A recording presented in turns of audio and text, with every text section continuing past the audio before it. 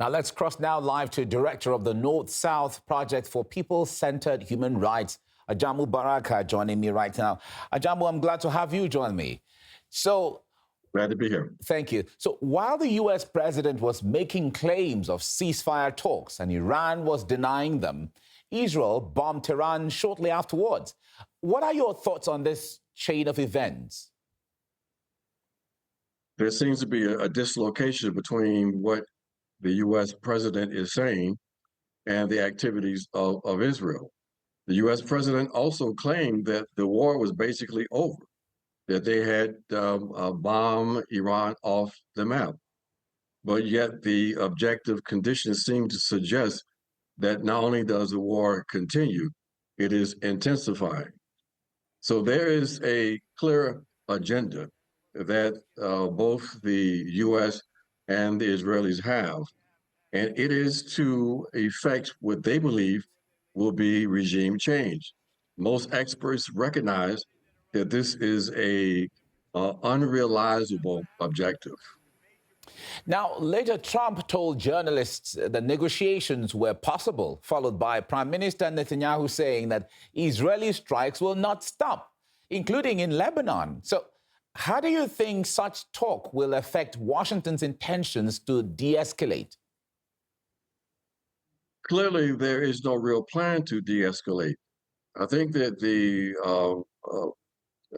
belligerent conversation coming from the Prime Minister of Israel is in a reaction to the positions taken by the Iranian authorities that suggest that the only way there's going to be a ceasefire, end to this conflict, is that the conditions are met that they have advanced.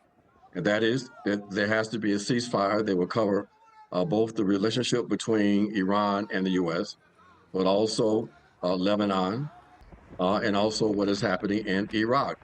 And so the response from the Israelis is to intensify the attacks, understanding that the Iranians have some degree of leverage. It's quite clear that the U.S. and Israel have allowed themselves to be trapped into a quagmire. Now, after Trump said that he called off strikes on the Iranian infrastructure, the IDF's Air Force targeted Iranian energy facilities. The question now is, why do you think the two allies appear not to be on the same page?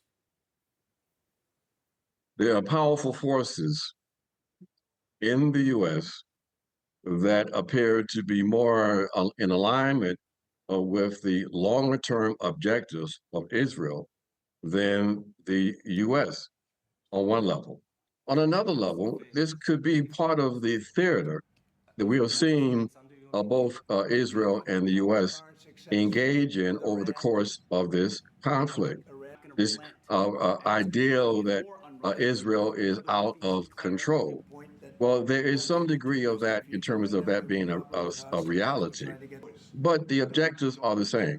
There may be some tactical differences, but strategically, the very fact that the U.S. entered this conflict, initiated this war, suggests that they are in alignment with their longer-term objectives to try to conquer and to dominate Iran. So this time, the global community is not going for this kabuki theater that Israel and the U.S. attempts to advance from time to time.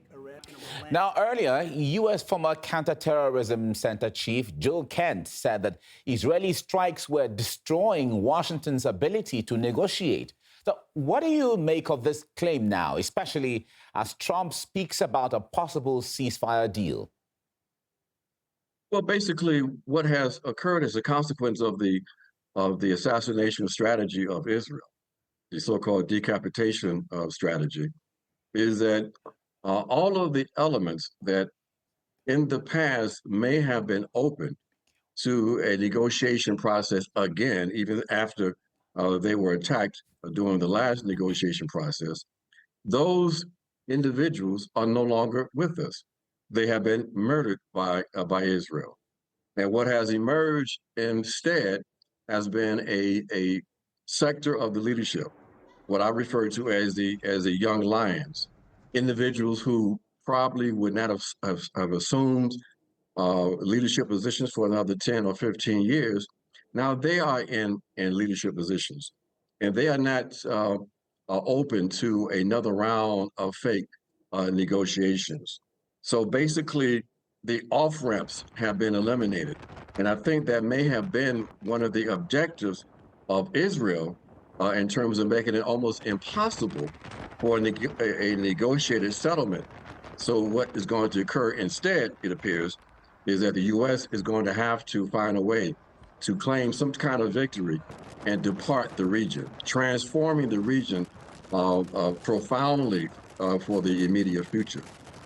Now, the U.S. president added that he doesn't want to name the person he's in contact with because he doesn't want him to be killed. The question is, killed by whom exactly, Iran or Israel? That is a very important question. One would assume that it might be some kind of internal process within Iran, but it could very well be by Israel. But most of us don't really accept that. We don't believe that that is something really happening. It sounds looks more like a SOC ops kind of operation than anything else. There's no one in the Iranian leadership that would even take the chance of attempting to negotiate directly with the U.S. administration. They'll have no standing because, as I just said, power has shifted to the Revolutionary Guards and the elements within the system itself that has no patience right now for playing the kinds of games that the U.S. wants to play. Now, at the same time, the Israeli media is suggesting that the hardline Iranian parliament speaker has been negotiating a ceasefire, and the same person has publicly shut down any suggestions about having talks with Washington. Why do you think he's been directly named here in this instance? This is to sow confusion and disarray among the leadership. But we have to keep in mind we're now dealing with a fairly not only so-called hard line leadership, but a very sophisticated one. And so they understand where the real reins of power operate within Iran. There is no one person that can negotiate with the U.S. administration. So this is, again, another attempt to try to create a sense of chaos within the Iranian leadership and to basically uh, give the impression that there is disarray in that leadership externally. But it's not going to be successful. That strategy is not going to be successful, it appears. Now, Senator Lindsey Graham has referenced Iwo Jima, which was one of the bloodiest battles of World War II for U.S., and called on Trump to capture the Kharg Island. Now, the U.S. lawmaker doesn't seem to care about the American lives this operation might cost. But what do you think of his remarks, and what is he preparing Americans for? Well, he thinks he's preparing the U.S. public to support a reckless attempt to try to take the island.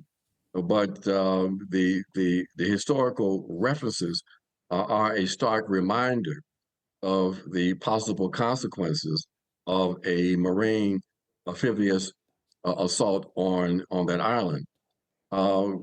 It's almost like a suicide mission.